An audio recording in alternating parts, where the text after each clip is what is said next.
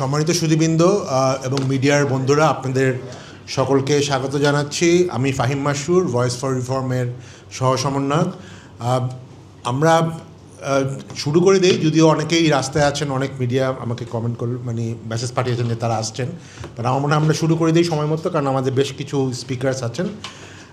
তো আজকে আপনারা জানেন যে আমরা যেই কারণে উপস্থিত হয়েছি, যে আগামী খুব শীঘ্রই ঈদের পরে, মোস্ট প্রবলি 11 তারিখে তো বাজেট দিবে বোধহয়, 11ই জুন বাজেট পেশ করা হবে। তো প্রতি বছরের মতো এবারের বাজেটে হয়তো অনেক নতুন কিছু আমাদের সামনে থাকবে, বিশেষ করে যেহেতু নতুন একটা সরকার গঠিত হয়েছে এবং বেশ কিছু বৈশ্বিক পরিস্থিতি, চ্যালেঞ্জ এবং রাজনৈতিক সরকারের বেশ কিছু কমিটমেন্টের পার্সপেক্টিভে এবারের বাজেটে হয়তো কাঠামোগত অনেক ধরনের পরিবর্তন আসবে বলে আমরা পত্রপত্রিকাও দেখছি। তো বাট আমরা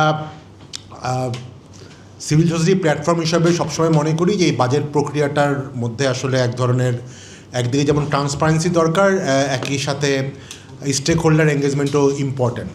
তো ব্যবসার বিভিন্ন সেক্টর, বাজেটের যে প্রস্তাবগুলি হবে সেখানে ইম্প্যাক্ট কেমন হবে, বা যারা অলরেডি অতীতে বাজেটগুলির সাথে ইনভলভ ছিলেন, কাছ থেকে দেখার সুযোগ হয়েছে, ওনাদের ইনপুটটাও নেওয়া খুব প্রয়োজন।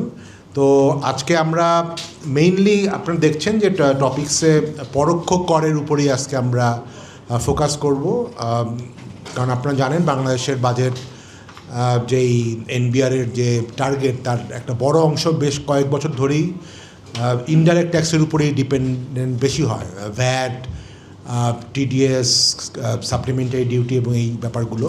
তো সেগুলোর উপরে যে এবারও হয়তো তার উপরেই বেশি ফোকাস করা হবে বা বেশি টার্গেট করা হবে, বাট সেটার অর্থনৈতিক ইম্প্যাক্ট কী হতে পারে, বা আরও ক্রিয়েটিভ ওয়েতে আমরা এটাকে ইমপ্লিমেন্ট করতে পারি কি না, সেই ব্যাপারেই আজকে আমরা কথা বলবো। তো আজকে আমাদের প্রথমেই হবে একটা কিনোট প্রেজেন্টেশন হবে।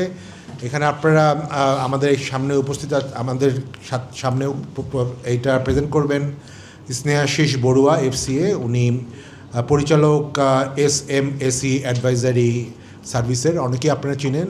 He is a very well renown tax expert. আমাদের সাথে আজকে অনেকে উপস্থিত আছেন আলোচক হিসাবে। এই প্রেজেন্টেশনের পরে আমরা আলোচনায় যাব। আমার ডান দিকে আছেন doctor Masrur Riaz, chairman policy exchange. বাম দিকে আছেন মোহাম্মদ ফরিদ ভাই, সাবেক মেম্বার ছিলেন ভ্যাটের, জাতীয় রাজস্ব বোর্ড। আমার ইমিডিয়েট লেফটে আছেন ডক্টর আবু ইউসুফ, অধ্যাপক, ঢাকা বিশ্ববিদ্যালয় ও নির্বাহী পরিচালক, র্যাপিড, এবং অন্তর্বর্তীকালীন সরকারের সময় যে টাস্কফোর্স গঠিত হয়েছিল সেটার ট্যাক্স অংশটা উনি কোঅর্ডিনেট করেছিলেন। ইমরান হোসেন আছেন, মহাসচিব ইমরান হাসান ভাই, মহাসচিব বাংলাদেশ রেস্টুরেন্ট ওনার অ্যাসোসিয়েশন। ডক্টর রুশাদ ফরিদি, সহকারী অধ্যাপক, ঢাকা বিশ্ববিদ্যালয় অর্থনীতি বিভাগ। সাঈদ আহমেদ খান ভাই আছেন আমাদের সাথে, উনি একজন প্রাক্তন head of tax, Unilever Bangladesh. Corporate সাইডের ব্যাপারটা উনি আমাদের সাথে শেয়ার করতে পারবেন। আমাদের সাথে দুজন মিডিয়া ব্যক্তিত্ব আছেন, একজন দৌলত আক্তার মালা, সভাপতি ERF। আপনাদের এখন ERF সভাপতি রিসেন্টলি, কংগ্রাচুলেশনস। 1.5 বছর হয়ে গেছে, ওকে। তো কংগ্রাচুলেট দেওয়া হয়নি, এখন দিয়ে দিলাম। তো এবং আমাদের সাথে আছেন ফয়সাল, ম্যানেজিং এডিটর। আর নতুন একটি পত্রিকা, আমি জানি না এটা কি পাবলিশ হয়েছে, জুলাইতে আসবে, ওয়াদার ম্যানেজিং এডিটর। এবং উনি সাম্প্রতিক সময়ে ভারতে প্রেস কাউন্সিলর তো বলতেন নাকি, প্রেস মিনিস্টার হিসেবে ছিলেন। এবং আমাদের সাথে আরও আছেন রৌফ ভাই আপনারা জানেন ভ্যাটের মেম্বার ছিলেন গত বছরে। এবং আমাদের এখানে বেশ কয়েকজন আছেন, রাকিব সাহেব আছেন, উনি ভ্যাট আইনজীবী পরিষদের সাথে সম্পর্কিত এবং একজন ভ্যাট প্র্যাকটিসিং লয়ার। তো আমরা হয়তো যারা আসবেন পরিচয় করে দিব, আর আপনারা অনেকে এখানে আছেন মিডিয়া থেকে এবং আরও যারা আমন্ত্রিত অতিথি আছেন। তো আমরা প্রথমেই এখন রিকোয়েস্ট করব স্নেহাশিস বড়ুয়াকে তার প্রেজেন্টেশনটা দেওয়ার জন্য